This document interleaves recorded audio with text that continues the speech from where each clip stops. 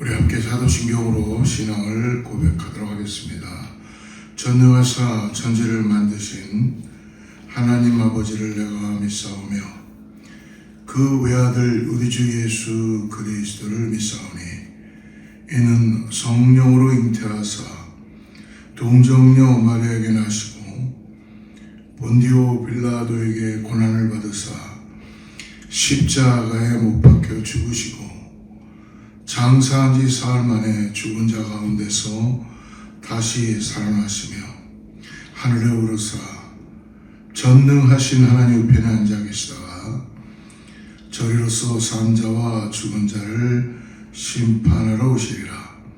성령을 믿사오며 거룩한 공회와 성도가 서로 교통하는 것과 죄를 사하여 주시는 것과 몸이 다시 사는 것과 영원히 사는 것을 믿사옵나이다.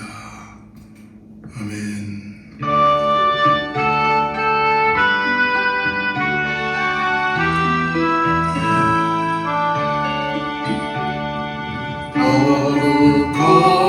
거룩 전능하신 주님, 이른 아침 우리 주를 찬송합니다. 거룩 자비하신 주님, 성삼위일체 우리 주가 거룩 주의 보좌 앞에 모든 성도 멸류관을 벗어드리네. 천군 천사 모두 주께 굴복하니 영원히 위에 계신 주로다. 거룩 주의 빛난 영광 모든 죄인들 어두워 볼 수 없도다.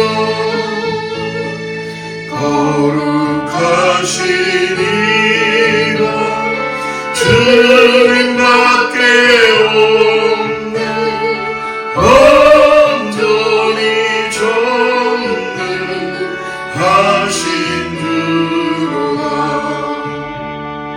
거룩 전능하신 주님, 천지 만물 모든 주를 찬송합니다. 거룩 전능하신 주님, 성삼위일체 우리 주가 아멘.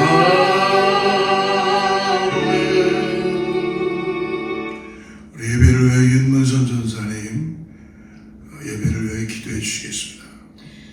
천지 만물을 주관하시고 다스리시는 주님, 저희들의 생사화복까지 인도하시고 함께하여 주시는 주님, 오늘도 주님의 거룩한 날에 주님 전에 남아 예배하게 하심을 감사드리며 독생자 예수 그리스도를 보내주신 그 크신 하나님의 사랑에 무한 감사와 경배와 영광을 올려드립니다.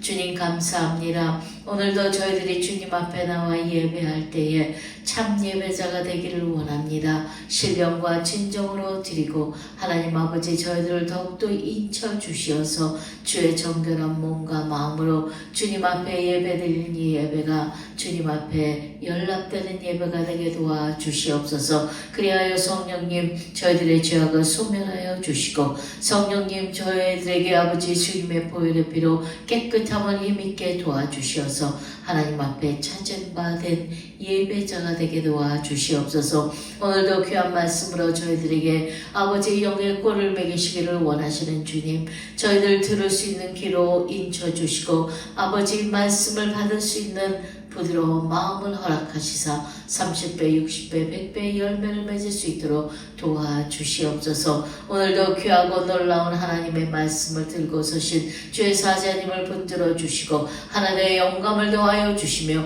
능력과 권능으로 입혀주시어서 하나님의 말씀을 대언하시기에 조금도 부족함이 없고 아버지 성령의 충만함으로 말씀이 선포될 때에 저희들이 모든 문제가 해결받고 질병에서 깨끗하게 치료함 받으며 하나님 저희들 또한 주님 앞에 아버지 몸과 혼과 영혼과 모든 것을 쪼개어 다시 새롭게 되는 이 시간이 되게 역사하여 주시옵소서. 하나님 감사합니다. 살아가는 재단의 어린 심령으로부터 노년에 이르기까지 아버지 하나님 저희들 하나님을 사랑함으로 합력하여 선을 이루며 주님의 큰 뜻을 이루기를 원합니다. 하나님 저희 자라난 재단을 통하여 아버지 하나님 참으로 주의 영광을 나타내기 위하여 주님 간절히 원하고 소원하는 아버지 기도 제목을 들어 응답하여 주시고 성전 건축이 속히 이루어져 주님 앞에 감사와 감격의 예배를 드릴 수 있도록 역사하여 주시옵소서. 아버지 하나님 이 예배가 하나님 앞에 온전히 연락되는 예배요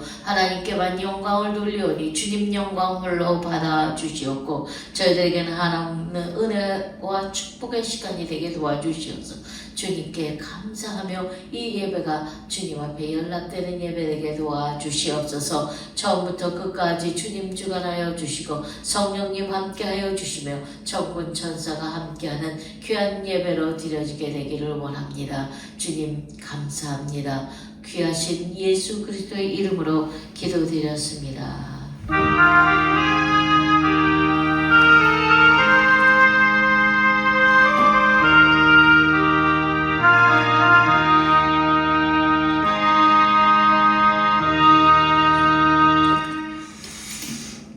예, 할렐루야. 어떻게 오늘 영상으로 예배하는데 이제 3월이 시작돼서 여러분들 잘 믿음 안에서 주님과 함께 동행하는 줄을 믿습니다.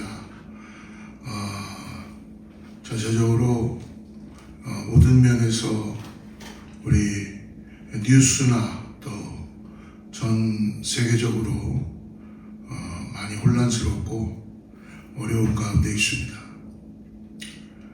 이럴 때일수록 주님의 마음을 가지고 믿는 자들은 기도하고 하나님의 뜻을 구하고 믿음을 잘 지키고 나아가야 될 줄 믿습니다. 우리 함께 축복하는 마음으로 우리 샬롬으로 평강을 같이 나누기로 합니다. 샬롬. 하나님의 평강이 여러분의 가정과 여러분이 하시는 모든 이들 가운데 함께 하게 될 줄을 믿습니다. 교회는 계속적으로 3월이 되어서 우리가 어떻게 보면 모든 새싹들도 다시 새롭게 꽃봉오리를 파릇파릇 올라오고 그렇잖아요. 그것처럼 우리의 영혼도 새 생명을 가지고 주님과 함께 나가야 될 줄 믿습니다. 그래서 여러분 그냥 머물러 있는 신앙이 아니라 멈춰져 있는 신앙이 아니라 도전하는 신앙, 오늘도 예수님을 외치고 예수님 때문에 내 안에 참된 기쁨과 찬양이 넘치는 그런 3월이 되기를 축복합니다. 3월은 우리 교회에서 아틀란타에서 있는 23일부터 28일까지 있을 다니엘 기도회 연합으로 전 세계적으로 디아스포라 많은 흩어져 있는 크리스천들이 기도하는 그런 귀한 시간입니다. 이번에는 미주 아틀란타 지역에서 함께하게 되는데요. 특별히 23일 날 준비 기도 모임회 때 우리 어거스타를 위해서 기도합니다. 하나님의 인도하심인 줄 믿고 여러분, 내가 살고 있는 이 땅, 이 지역이 그리스도가 통치하는 곳이 될 수 있도록 여러 기관들이 많이 있는데요. 믿는 극자들이 일어나고 다니엘 기도회를 위해서 기도해 주시길 바라고요. 그리고 27일부터 29일까지 우리가 또 시간은 지났지만 함께 걷는 사람들 위해서 신년 말씀 사경회와 우리 재직 수련회 같이 나눕니다. 여러분 함께 기도해 주시고 그리고 나는 30일부터 부활절 전까지 4월 3일까지 함께 고난주간 예수님의 십자가에 예수님의 가는 길을 함께 가는 시간을 갖도록 하겠습니다. 우리 함께 기도하고 함께 귀한 이런 여러 가지 교회에서 준비되는 프로그램에 함께 동참해 주시고 같이 성령의 바람 가운데 기도하며 나아갈 수 있도록 주님으로 축복하고 권면합니다. 오늘 하나님께서 준비해 주신 말씀 같이 보겠습니다. 오늘은 사순절 세 번째 주일이죠. 요한복음 9장 1절부터 12절인데요. 우리 1절에서 12절인데 7절까지만 같이 읽고 말씀 쫓아가겠습니다. 예수께서 길을 가실 때에 날 때부터 맹인된 사람을 보신지라. 제자들이 물어 이르되 라삐여, 이 사람이 맹인으로 난 것이 누구의 죄로 인함이니까? 자기니까 그의 부모니까? 예수께서 대답하시되 이 사람이나 그 부모의 죄로 인한 것이 아니라 그에게서 하나님이 하시는 일을 나타내고자 하심이라. 때가 아직 나심에 나를 보내신 이해를 우리가 하여야 하리라. 밤이 오리니 그때는 아무도 일할 수 없느니라. 내가 세상에 있는 동안에는 세상의 빛이로라. 이 말씀을 하시고 땅에 침을 뱉어 진흙을 이겨 그의 눈에 바르시고 이르시되 실로암 못에 가서 씻으라 하시니 실로암은 번역하면 보냄을 받았다는 뜻이라. 이에 가서 씻고 밝은 눈으로 왔더라. 소경의 영적인 눈을 뜨게 하신 예수님이라는 제목을 갖고 오늘 사순절 세 번째 주 말씀을 같이 나눕니다. 사람들이 자신의 삶을 바라보는 그 인생의 눈이 있다고 합니다. 태도인데요. 한 세 가지의 태도를 갖는데 첫 번째는 굉장히 회의적이고 염세적인 그런 말할 수 없는 굉장히 부정적으로, 그래서 어떤 사건이나 어떤 일이 일어났을 때 그것을 굉장히 부정적으로 보고 회의적으로 보는 그런 태도가 있다고 합니다. 그런 분들은 굉장히 힘들고 어려운 인생을 살게 되죠. 또 하나의 모습은 굉장히 긍정적이고 낙관적인 그런 삶의 태도입니다. 힘들고 어려운데도 불구하고 아무튼 뭐 잘되게 될 수 있겠지라는 막연한 소망을 가지고 낙관적으로 나가는 사람입니다. 반면에 믿음을 가진 우리들, 특별히 크리스천들은 어떻게 우리의 삶을 보는가, 우리의 인생을 바라보는가, 그것이 내 기준이 아니라 하나님이 나의 삶을 통하여 지금 나의 일어나는 이러한 일들을 통하여서 하나님이 내게 말씀해 주기 원하는 뜻은 무엇일까라고 기도하고 하나님이 무엇을 원하시는가 신앙을 가졌다고 하는 것, 믿음을 가졌다고 하는 것, 이것이 바로 오늘 그리스도인들이 가져야 되는 신앙적인 태도라는 것입니다. 오늘 우리가 읽었던 요한복음 9장은 예수님께서 7가지 기적 중에 6번째 기적입니다. 어떻게 보면은 지난 8장에서는 가늠한 여인을 종교 지도자들과 유대인들이 예수님 앞에 데리고 와서 예수님을 함정에 빠뜨리려고 했죠. 그렇지만 예수님 결코 그 함정에 빠지지 않으시고 정죄의 자리에 앉지 않도록 죄인들을 용서하시고 성령을 통해 양심의 기관을 하나님의 은혜로 그들이 들었던 돌을 다 놓게 하고 그 여인을 구원하는 것뿐만이 아니라 하나님이 예수님이 이 땅에 이제 십자가의 길을 갈 준비를 하시는 것을 구원자로 나아갈 것을 보여주고 있습니다. 오늘 특별히 9장에 들어와서는 예수님은 당신이 누구인지를 조금씩 더 유대인들과 종교 지도자들에게 밝혀주고 있어요. 태어나면서부터 눈이 멀었기 때문에 이 사람 한번 생각해 보세요. 자라나다가 눈이 맹인이 된 것이 아니라 병을 가져서 눈이 멀은 것이 아니라 날 때부터 그런 세상을 볼 수가 없었다는 것입니다. 그러니까 세상이 어떻게 생겼는지도 모르고 빛이라는 것을 한 번도 경험해 보지 못했을 것입니다. 근데 이 사람이 나면서부터 눈이 멀었기 때문에 오늘 이 사람의 잘못이 눈이 먼 거가 아니라 뭔가 실수를 해서 다친 것이 아니라 어떻게 보면 그는 태어날 때부터 눈이 멀었기 때문에 그 고통은 그에게 전부 있어서 어떻게 보면 보지 못한다는 것보다도 그가 나면서부터 눈이 먼 아이를 낳았기 때문에 그 눈이 먼 아이를 낳았던 부모의 고통은 어떨까를 한번 우리 생각해 볼 수 있지 않겠습니까?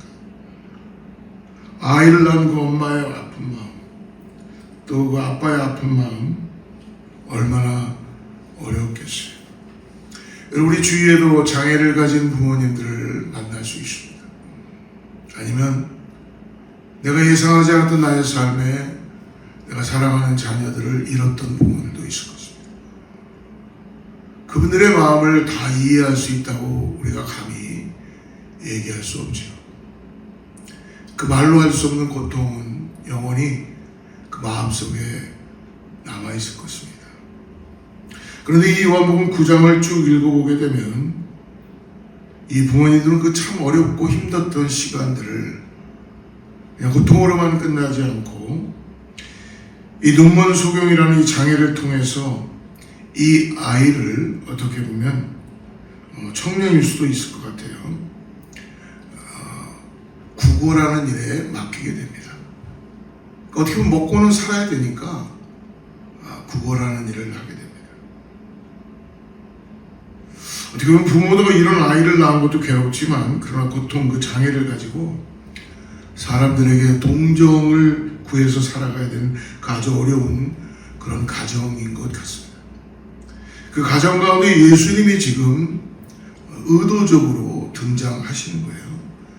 여러분 우리가 쭉 요한복음을 같이 묵상했지만 예수님은 매 순간순간마다 예수님이 메시아이신 것을 보여주시기 위해서 찾아가시기도 하고 또 사람이 니고데모 같은 경우는 찾아오기도 하죠. 수가성의 사마리아 여인도 역시 풀려지지 않는 그의 삶의 고통 속에서 예수님을 만남으로 인생의 숙제에 대해서 풀어갈 수 있었습니다. 오늘 본문을 보니까 오늘 마지막 7절에 보니까 우리가 읽었던 7절에 오늘 실로암 연못에 가서 씻으라 라고 그의 눈먼 눈을 고쳐주시는 예수님의 말씀이 있습니다. 오늘 실로암의 은혜가 어떤 것인가?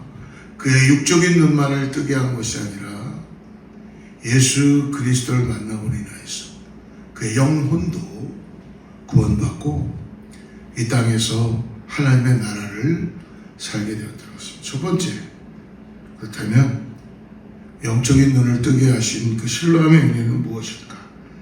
오늘 말씀에서 볼 수 있는 것은 예수님은 먼저 우리를 찾아오신다는 것입니다. 1절 말씀 우리 같이 한번 보죠. 예수께서 길을 가실 때에 날 때부터 맹인된 사람을 보신지라. 우리 예수님이 길을 가시고 계십니다. 근데 그냥 가시는 거로만 끝나는 것이 아니라 예수님은 아주 사람들을 관찰하셨던 것 같아요. 근데 의도적으로 이 날 때부터 맹인된 사람, 구걸을 하고 있을 수도 있어요.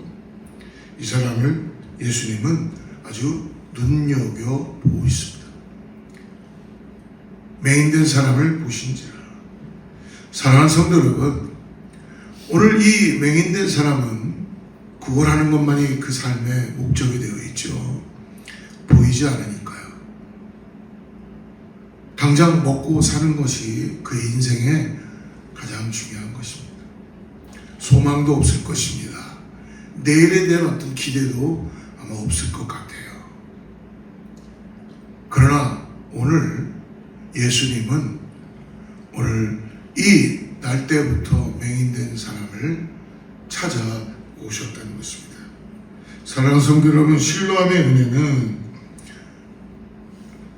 주님이 먼저 우리를 찾아오시는 것입니다. 눈이 멀었으니까 이 사람이 예수님을 만난 게 아닙니다. 예수님이 찾아오신 것입니다.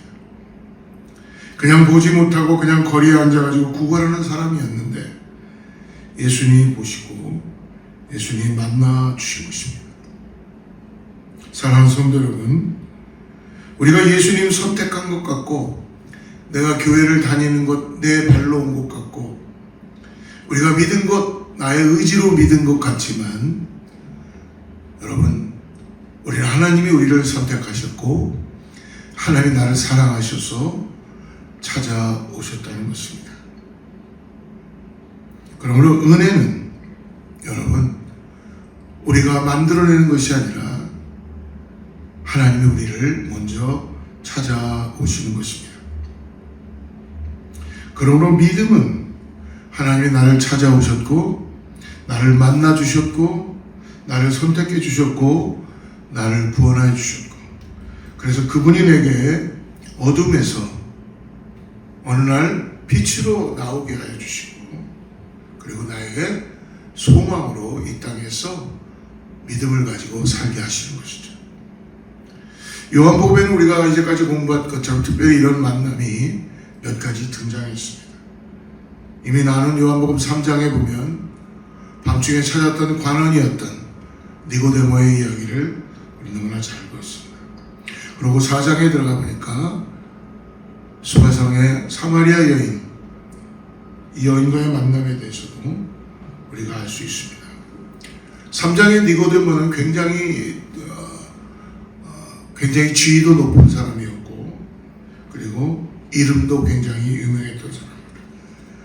그러나 4장의 사마리아 여인은 이름도 기록되어 있지 않고 어떻게 보면 자랑할 것이 하나도 없는 수치스러웠던 여인이었다고 생각합니다. 한쪽은 예수님을 찾아온 사람이고 한쪽은 예수님이 찾아간 사람입니다.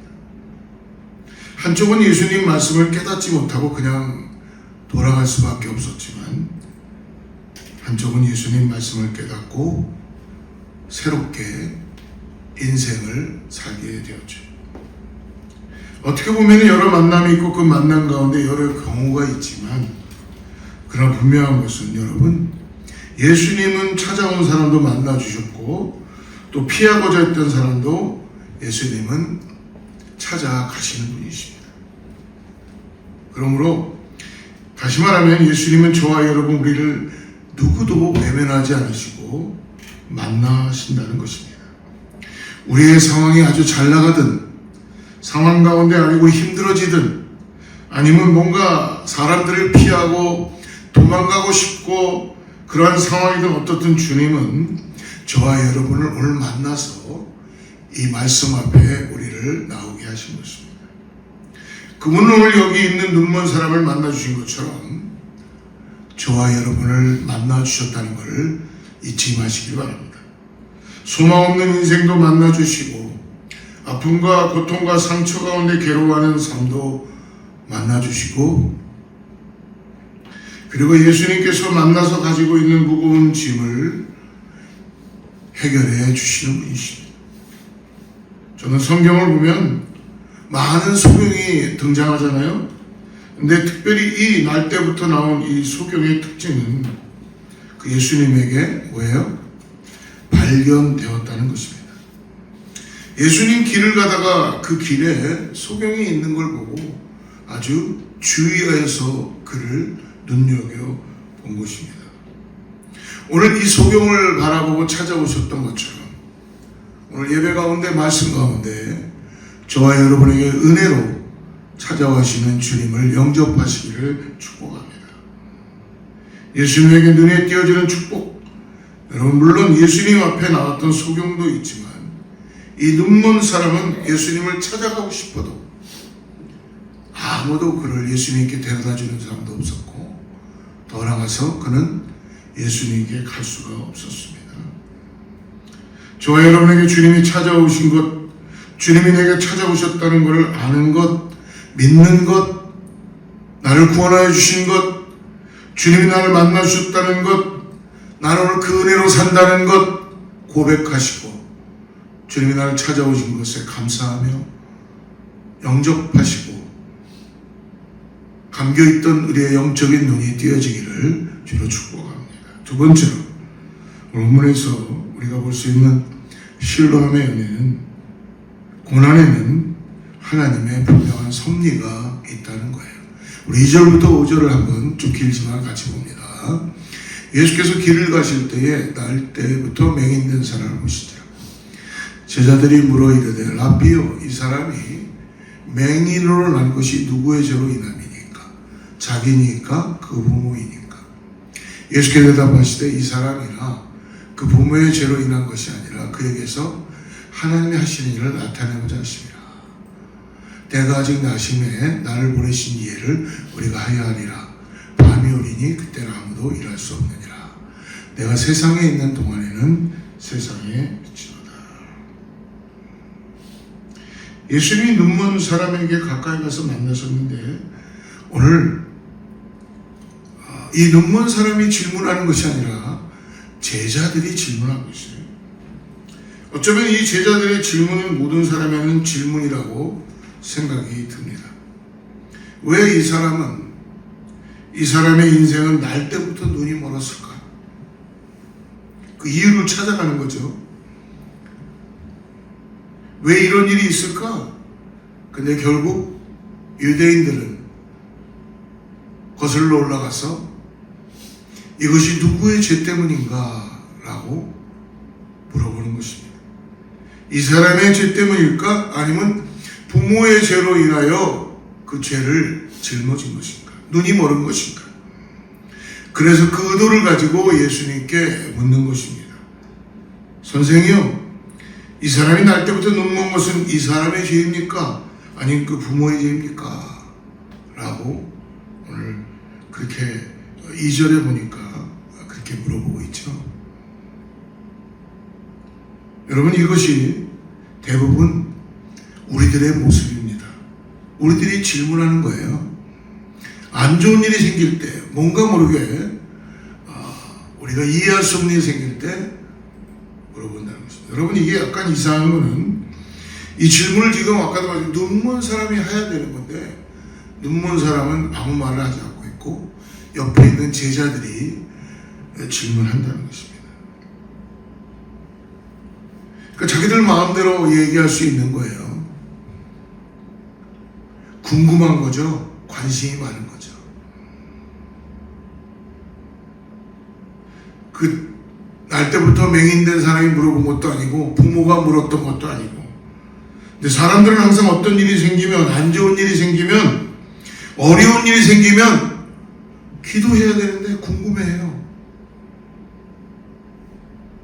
눈으로 확인하고 싶어. 누구의 죄 때문인가? 도대체 무슨 잘못을 했길래 저렇게 된 것인가? 누구 책임이냐? 누구의 잘못이냐? 누가 이것을 이렇게 했느냐라고 원인을 찾기 시작한다는 겁니다. 그래서 그것에 책임될 대상을 찾는 거예요. 여러분, 제가 아는 한 형제가 굉장히 인생이 참 안 좋아졌어요. 그 형제를 만나서 같이 대화를 하는데 그 형제는 자기가 이렇게 된 인생이 자기의 부모 때문이라고 원망하기 시작하더라고요. 자기가 잘못 사는 건데도 그 형제는 원망의 대상을 부모로 그렇게 생각한 거예요. 부모가 자기를 더 도와주지 못했고, 부모가 자기를 더 지켜주지 못했고, 부모가 자기를 더 사랑하지 못해줬기 때문에 지금 내가 이런 모양으로 있습니다 라고 원망의 대상을 이 부모로 그렇게 하고 있는 형제를 본 것이었습니다. 그러니까 무슨 잘못이 생기면 사람들은 아무튼 이게 누구 잘못인가 라고 찾기 시작합니다. 이게 누구 잘못이냐? 왜 그러냐? 왜 그렇게 됐느냐? 근데 오늘 이렇게 이 제자들이 질문하는 배경에는 여러분 구약에 있는 배경을 통하여 이들이 질문하는 거예요. 민수기 14장에 보니까 부모의 잘못 때문에 자식이 잘못되라는 것을 이야기해 주고 있습니다. 민수기 14장 보면은 33절부터 34절에 너희의 자녀들은 너희 반역죄를 지고 너희의 시체가 광야에서 소멸되기까지 40년을 광야에서 방황한 자가 되리라. 너희는 그 땅을 정탐한 날인 수인 40일의 하루를 1년으로 쳐서 그 40년간 너희의 죄악을 담당할지니 너희는 그제서야 내가 싫어하면 어떻게 되는지를 알리라 하셨다. 그 부모가 지은 죄로 인해서 그 자녀가 벌을 받는 그런 내용이 있다는 것입니다. 여러분, 그런 부분으로 이 부모 죄 때문에 이 사람이 눈이 먼 거냐? 이제 그런 부분도 있고 또 잘못된 것은 어떤 병이나 잘못되면 죄의 결과라는 그런 해석이라는 것입니다. 죄의 결과라. 그래서 어떤 병이 걸리면 그게 죄 때문에 그랬다는 것이죠.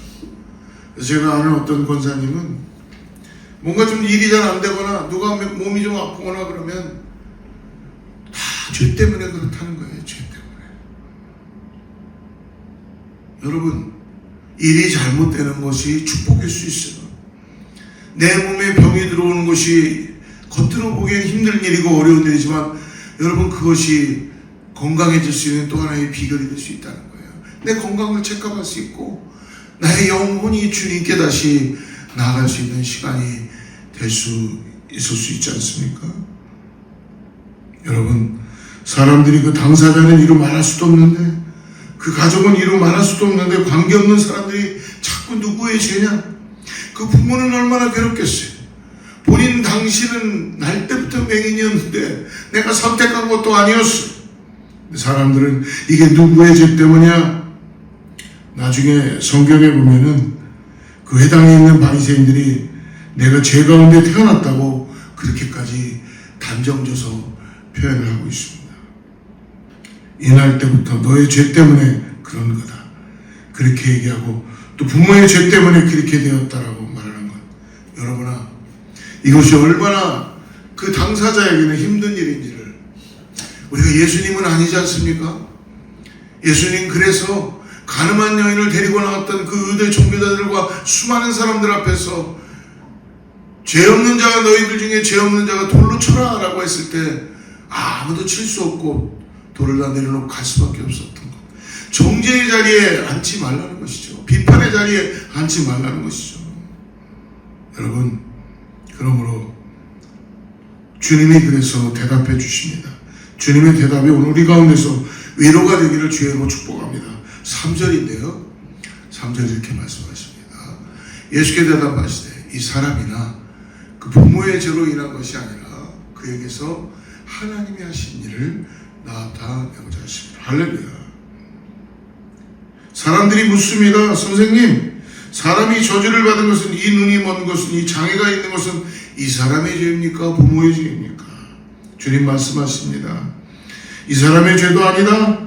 부모의 죄도 아니다. 그 부모의 죄도 아니고 하나님의 하시는 일을 나타내고자 하십니다. 저와 여러분이 풀리지 않는 저주가 있고 이해할 수 없는 숙제 가운데 고통을 가지고 있어서 우리도 힘든데 나도 힘든데 우리 가정도 있는데 사람들이 손가락질하고 사람들이 평가하면서 이것이 너의 죄냐 너의 부모의 죄냐 너의 가문의 죄냐 집안의 죄냐라고 말할 때 주님이 우리에게 오늘 말씀해 주시는 것을 들으시길 바랍니다. 오늘 이 아침에 우리에게 말씀하십니다. 너의 죄도 아니다. 너의 부모 죄도 아니다. 하나님께서 지금 일하시는 것이다.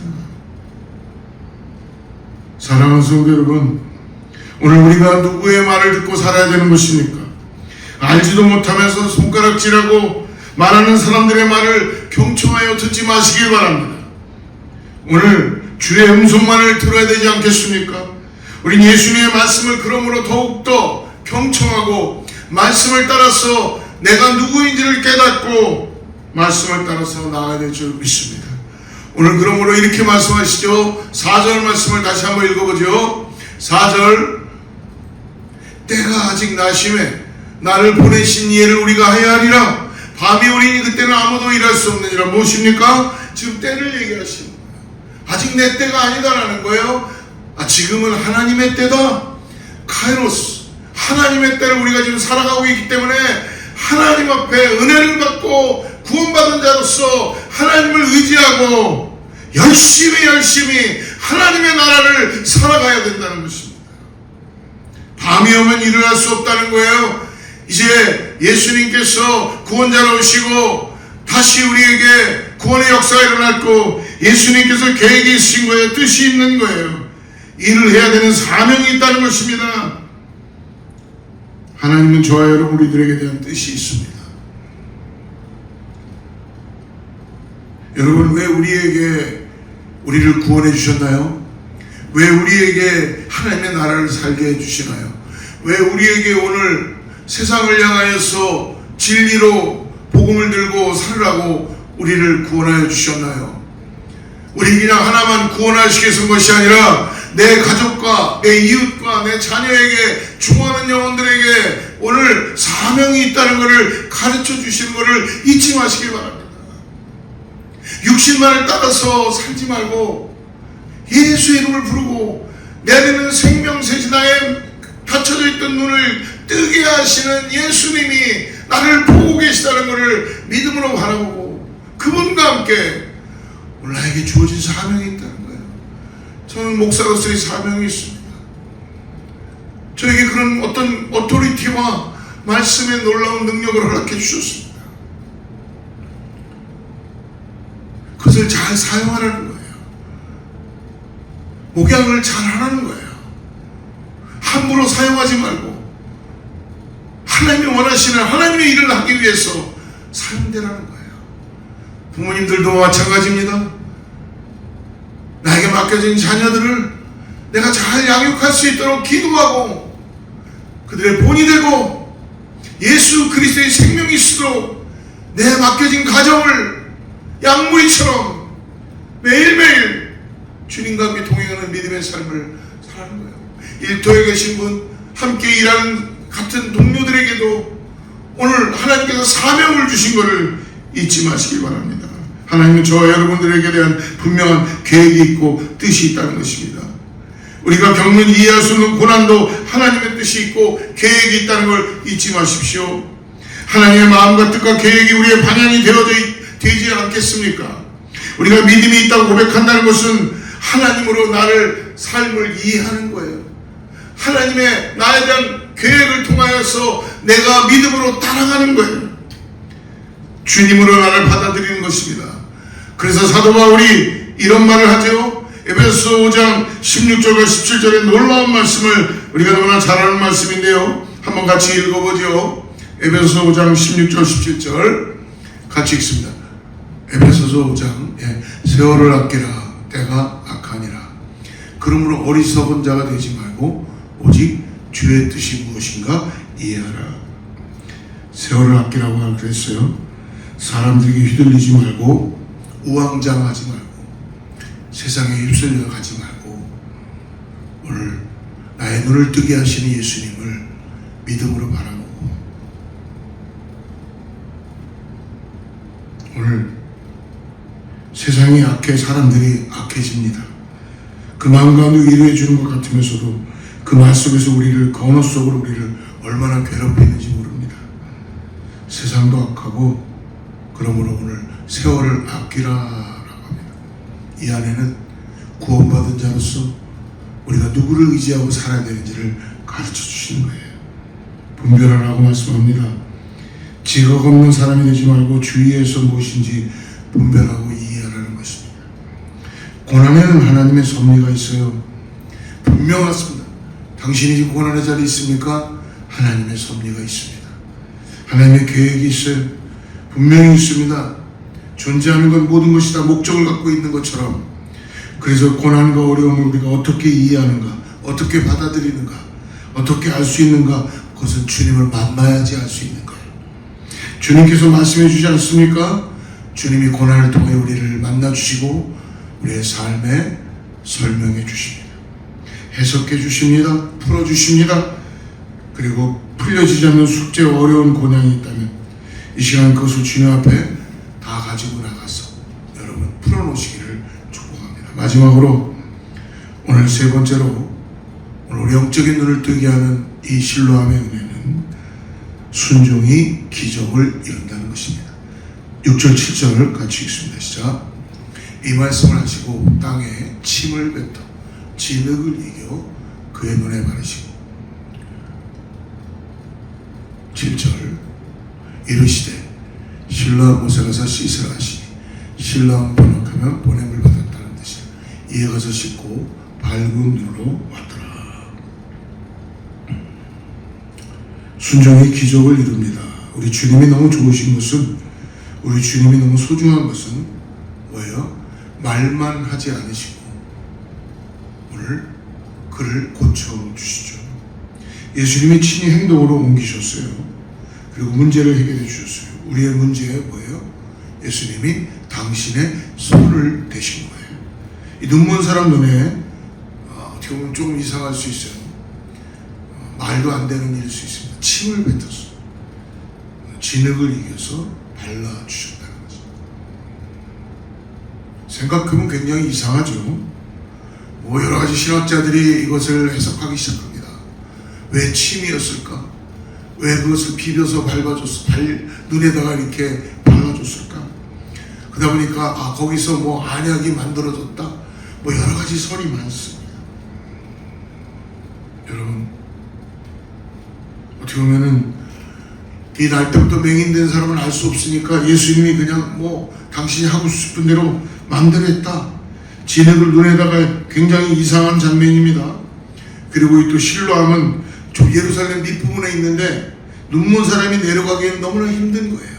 그 비탈길을 내려가는 길이 경사입니다. 가려면 진흙을 이렇게 막 눈에다가 비벼갖고 있는 사람이 너무너무나 이상한 모습으로 가고 있습니다. 예수님 말씀하십니다. 실로암에 가서 씻어라. 여러분, 실로암이 아니라 가까운 집에 가서 씻어도 되고, 수돗물로 씻으라고 한 게 아니고 실로암이라는 곳에 싹 가서 씻으라는 것입니다. 사랑하는 성도 여러분, 기적은 언제 일어나냐? 실로암이라는 것이 용한 것이 아니라 침으로 눈을 발라줬다 그래서 예수님의 침에 능력이 있는 것이 아니라 예수님의 말씀에 순종했을 때 능력이 나타난 것이죠. 말씀에 온전히 순종할 때 일어납니다. 보기에 이상해 보일지 모릅니다. 어색해 보일지. 믿음은 그렇습니다. 남들이 이해할 수 없습니다. 어울리지 않는 것처럼 보일지 몰라요. 순종의 기적을 이룹니다. 이해가 되지 않지만 행동으로 옮기기에는 확신이 없지만, 내가 원하는 방법, 내가 원하는 수단, 내가 원하는 경험이 아닙니다. 절대로. 그러나 주님이 원하시는 방법으로 순종하는 때 하나님의 역사가 나타나게 됩니다. 주님은 이 눈먼, 날 때부터 맹인된 이 사람에게 침을 뱉어 진흙으로 이겨서 그의 눈을 비벼줬다는 이유 때문에 나중에 유대인들에게 고발을 당하죠. 안식일을 범했다는 것입니다. 왜냐하면 율법에 보면은 안식일날 반죽을 했다는 거예요. 반죽을. 무엇인가 노동을 했다는 것이죠. 실제로 얼마나 바보 같은 그런 소리들을 하고 있는지 모르겠습니다. 실로암에 가서 이 소경이 씻었더니 오늘 말씀합니다. 보게 되었다. 이 사람이 보게 된 것은 여러분, 그가 말씀에 순종했다는 것입니다. 많은 기적의 공통점이에요. 여러분, 예수 그리스도의 말씀에 순종할 때에 기적이 나타납니다. 요한복음 2장에도 보면은 물이 포도주로 바뀌어지는 것도 성경에 보면 물도온 하인들만 알더라라고 합니다. 하인들이 그 순종으로 예수님의 말씀에 정결례식을 하는 항아리에 물을 가득 부었을 때 물을 붓고 그것을 연회장에 갖다 주어라. 그 말 어떻게 보면 이상하죠. 뭐 물을 갖다 주라고 하나 이상하지 않습니까? 에이, 뭐 말도 안 되는 소리를 하고 있어. 이 정결례식 하는 물을 왜 연회장에 떠다 갖다 주려나? 물을 가득 채워가지고. 내 경험과는 안 맞습니다. 내가 이제까지 일했던 방법과 수단과는 아닙니다. 내가 생각하는 그러한 믿음의 삶은 아닙니다. 그러나 예수님의 말씀입니다.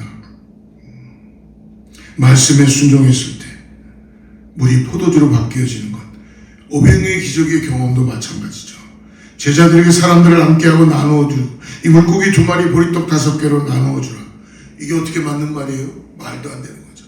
예수님 축사하시고 내 경험과 내 이성과 내 방법과 내 수단과 전혀 다른데 빌립은 그러잖아요. 카운팅을 바로 하면서 이 정도 되면 얼마만큼 돈이 들 것입니다. 과연 그게 가능하겠습니까? 안 들어도 마찬가지고요.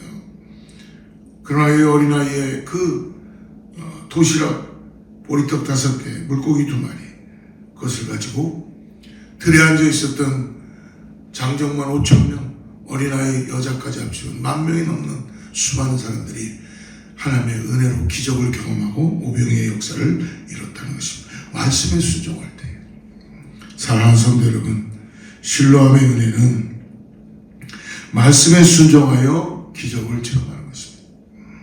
그런데 더 큰 기적이 있죠. 이 사람이 보게 됐는데 보게 된 게 너무나 큰 사건이 된 거예요. 그래서 이 사람을 회당에 데려갑니다. 이 사람이 낫게 된 것이 문제가 돼요. 왜냐하면 이날이 안식일이었기 때문에 이 문제가 된 것입니다. 그래서 이 부모도 부르고 마치 신문하듯이 예수님을 뭔가 올무에 집어넣기 위해서 저 예수는 죄인인데 어떻게 저 죄인이 너의 병을 고칠 수 있었단 말이야. 나중에 문제가 되면서 사람들이 그 사람에게 물어봅니다. 10절을 보니까 그들이 묻되 그러면 내 눈이 어떻게 떠졌느냐? 이 사람이 대답을 합니다. 11절에 대답하되 예수라 하는 그 사람이 진흙을 이겨 내 눈에 바르고 나더러 실로암에 가서 씻으라 하게 가서 씻었더니 보게 되었다. 그러니까 이 얘기를 듣고 이 종교 지도자들과 유대인들은 이해를 못하는 거예요. 왜 그 사람이 너를 고쳐줬냐? 그러니까 이 또 눈뜬 맹인이 대답을 합니다. 24절 보십시오. 24절에 보면은 이에 그들이 맹인이었던 사람을 2번째 불러 이르되 너는 하나님께 영광을 돌리라. 우리 이 사람이 죄인인 줄 아노라. 그 사람이 누구냐? 그 사람이 죄 가운데 있는 사람이다. 안식일에 고쳐주었기에, 안식일에 노동을 했기에, 안식일에 반죽을 했기에 그 사람은 죄인이다. 지금 눈먼 사람이 눈을 떴어요. 근데 유대인들과 이 종교지도는 과정을 보는 거예요. 도대체 왜 이런 일이 일어났는가 원인을 찾는 거예요. 그러니까 소경했던 사람이 놀라운 얘기를 합니다. 25절 말씀 보십시오. 대답하되 그가 죄인인지 내가 알지 못하나 한 가지 아는 것은 내가 맹인으로 있다가 지금 보는 그것이다. 그런데 이 사람이 결국은 다시 옵니다. 2번째 또 소환을 해요. 그래서 누가 내 눈을 뜨게 해줬느냐? 라고 다시 물어봅니다. 부모를 다 출교시킬까봐 부모를 먼저 불렀다가 이 사람을 다시 불러요. 27절 말씀에 이렇게 이야기합니다. 대답하되 내가 이미 일렀어도 듣지 않냐고 어찌하여 다시 묻고자 하니까 당신들도 그의 제자가 되어야 하니까. 이 사람이 내가 전에 말하지 않았냐고 예수라는 사람이 내 눈을 뜨게 해줬는데 왜 자꾸 물어보는 것입니까? 왜 믿지를 못하는 거예요? 당신들도 그분의 제자가 되려고 하는 것입니까? 그러니까 바리새인들과 이 사람들이 화를 냅니다. 그리고 이 사람이 다시 예수님이 이 사람을 쫓아내버려요. 출교를 시켜버려요. 예수님이 이 사람을 찾아옵니다. 35절입니다. 예수께서 그들이 그 사람을 쫓아냈다는 말을 들으셨다니 그를 만나서 이르시되 내가 인자를 믿느냐. 믿음의 토킹을 하시는 거예요. 지금 쫓겨났다는 말 든 예수님이 만나주시고 36절, 37절, 38절 같이 대답하여 이르되 주여 그가 누구시니까 내가 믿고자 하나이다. 예수께서 이르시되 내가 그를 보았거니와 지금 너와 말하는 자가 그이니라. 이르되 주여 내가 믿나이다 하고 절하는지라. 이 사람이 예수가 누군지 모르는 겁니다. 예수가 어떤 사람인지 지금 아직도 모르는 거예요. 예수님 말씀하십니다. 나와 말하는 그 사람이 바로 나다, 인자다. 그때 이 눈먼 사람이 제가 예수님을 믿습니다. 내가 예수님을 구원자로 믿습니다. 내가 예수님을 나의 구원자로 영접합니다. 기적입니다. 더 큰 기적은 뭐예요? 그의 육적인 눈이 떠진 것보다도 그는 영적인 눈이 예수님을 만나고 난 다음 띄어지게 된 것입니다. 자기의 삶에 풀려지지 않는 저주와 풀려지지 않는 인생의 그 쓴뿌리를 가지고 수없이 손가락질을 당하고 사회에는 나갈 수도 없었던 고난에서 눈을 뜨고 저주에서 자유로, 어둠에서 빛으로, 그리고 자유 안에서 그리스도를 만나는 것, 그것이 너무나 큰 기적입니다. 사랑하는 성도 여러분, 실로암의 뜻은 보냄을 받은 자라는 뜻입니다. 사랑하는 여러분, 저 여러분의 삶 가운데 하나님 목적이 있고 뜻이 있고 사명이 있으십니다. 그래서 우리가 잘 이해되지 않고 풀려지지 않는 어려운 상황 가운데서도, 고난 속에서도 예수님 찾아오셔서 오늘도 우리에게 말씀해 주십니다. 그분의 뜻이 무엇인지 우리가 이해할 수 없지만 말씀 앞에 순종할 때에, 그분 앞에 나간다면, 여러분 그분 앞에 엎드린다면 주님께서 우리에게 은혜를 베풀어 주십니다. 그러므로 사랑하는 성도 여러분, 우리의 삶이 어둡고 우리의 상황이 캄캄하다고 하여서 그것이 마치 밤과 같은 그런 벽이라고 해도 예수님을 찾아 나서는 저와 여러분 되기를 주로 축복합니다. 그리고 예수님 그 말씀으로 풀려지지 않는 우리의 모든 사슬들이 끊어져 버리고 그 주님이 내 눈에 진흙을 이겨 실로암에 가서 씻으라고 하는 그 음성을 듣고 순종하여 기적을 누리는 그 실로암의 은혜 누리시기를 저는 축복합니다. 기도하겠습니다. 하나님 감사합니다. 오늘 눈먼 사람이 날 때부터 그 인생의 그 저주를 풀고 사명을 갖고 주님 앞에 말씀으로 순종함으로 기적을 얻어 새 삶을 살아가는 것처럼 오늘 우리도 하나님 실로암의 은혜를, 주님 이미 나에게 은혜를 주시고 나를 찾아오신 그 은혜를 깨닫게 하여 주시옵소서. 오늘도 감겨져 있던 나의 영적인 눈이 다시 띄어지게 하여 주시고 실로암의 은혜를 경험하게 하여 주시옵소서. 감사하며 거룩하신 예수님의 이름으로 간절히 기도드리옵나이다. 아멘. 우리 함께 찬양하고 주님께 기도하겠습니다.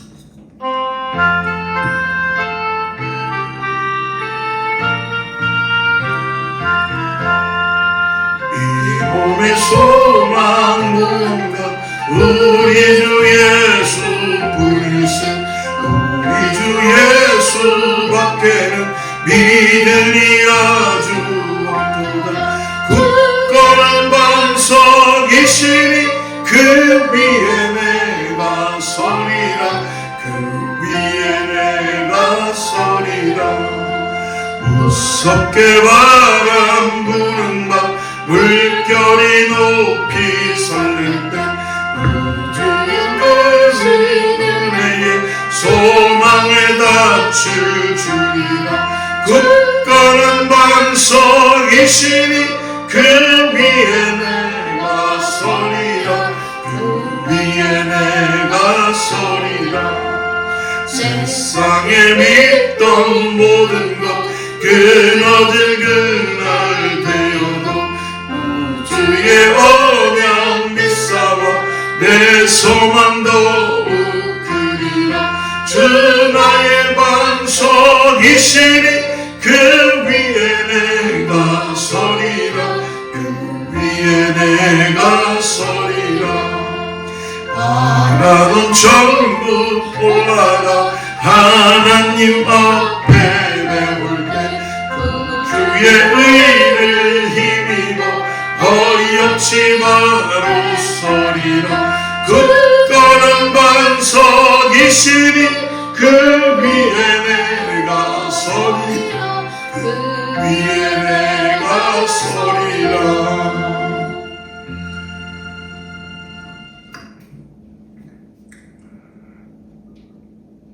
하나님 아버지, 오늘 우리를 만나주시고 이 땅에서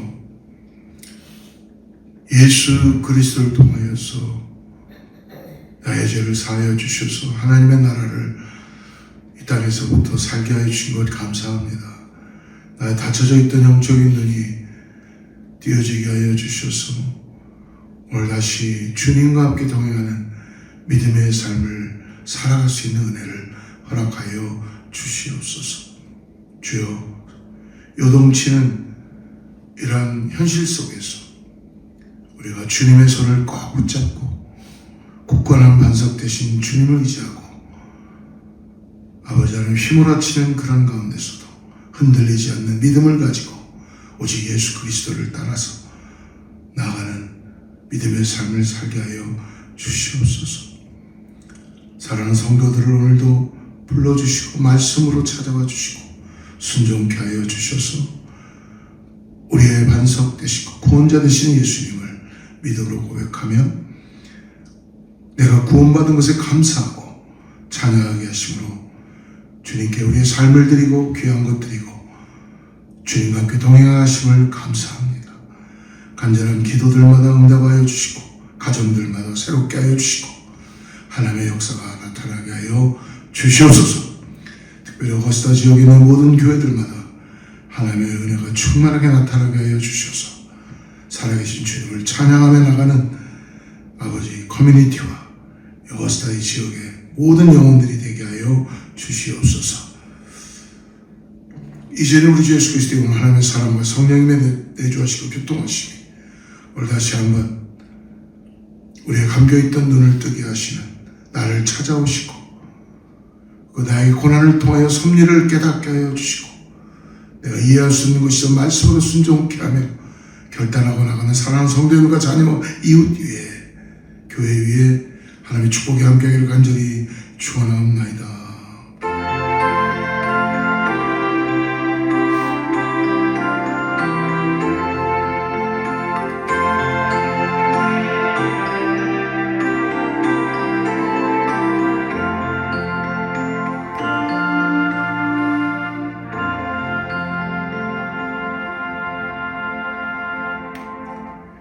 우리 하나님께 영광 박수 올리고요. 승리하는 한 주 되시길 축복합니다.